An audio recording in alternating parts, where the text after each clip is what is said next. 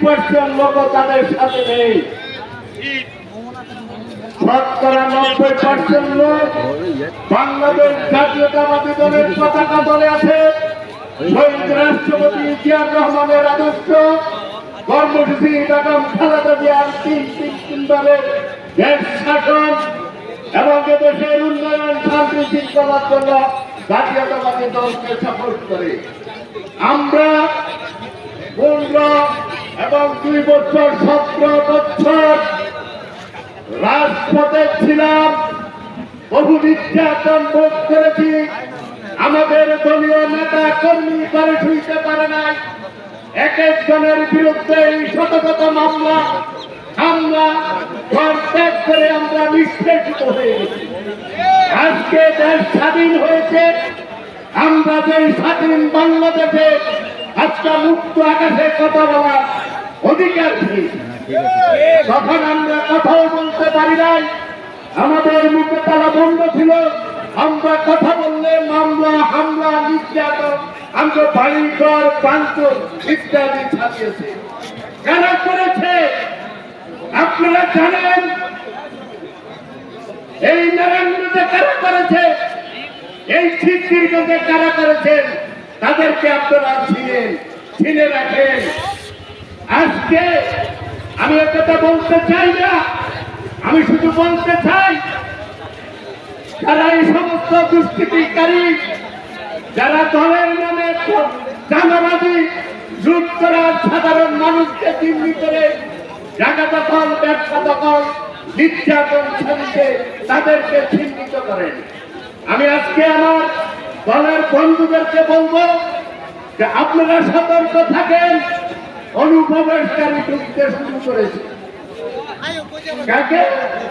আমার কাঁধে ভর করে, আমার সাথে আরেক ভাইয়ের কাঁধে ভর করে অনুপ্রবেশকারী ঢুকা শুরু করেছে।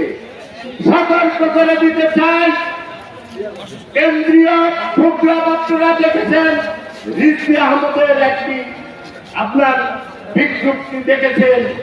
যারা দল থেকে চলে গেছেন, যারা অতীতে দল করছেন, দালালি করছেন, পরিষ্কার করেছে, আপনারা দলের কথা নিয়ে মাথা কামাবেন না।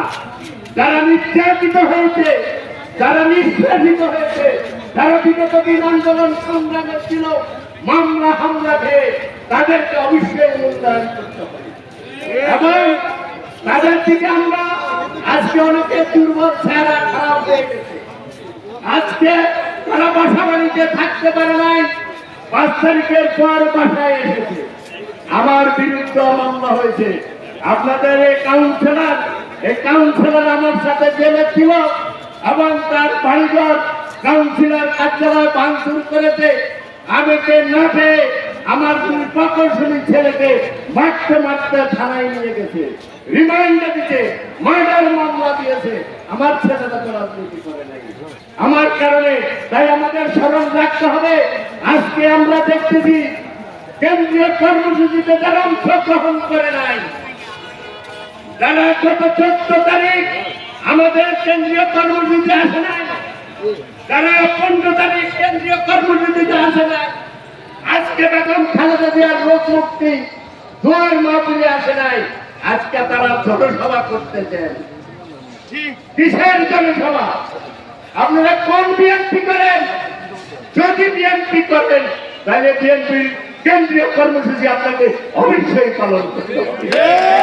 আর যদি আপনি কেন্দ্রীয় কর্মসূচি না দেন, আবার আওয়ামী পেটাত্তা যারা লুটেরা, যারা আমাদের উপর নির্যাতন চালিয়েছে, যারা সম্পদ লুট করেছে, আমাদেরকে মামলা দিয়েছে, হয়রান করেছে, আজকে তাদেরকে নিয়ে জনসভা বন্ধ করেন। এইসব বন্ধ করেন, সঠিক রাস্তায় আসুন, সঠিক নেতৃত্বে আসুন। নারায়ণগঞ্জের অভিভাবক আলহাজ মোহাম্মদ গিয়াস হোসেন পরীক্ষিত না, এই নেতার পিছে আমরা আছি।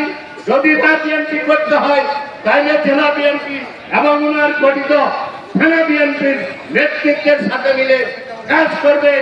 এই আশাবাদ ব্যক্ত রেখে আমার বক্তব্য এখানে শেষ করছি। খোদা হাফেজ। বাংলাদেশ জিন্দাবাদ, বাংলাদেশ জাতীয়তাবাদী দল জিন্দাবাদ।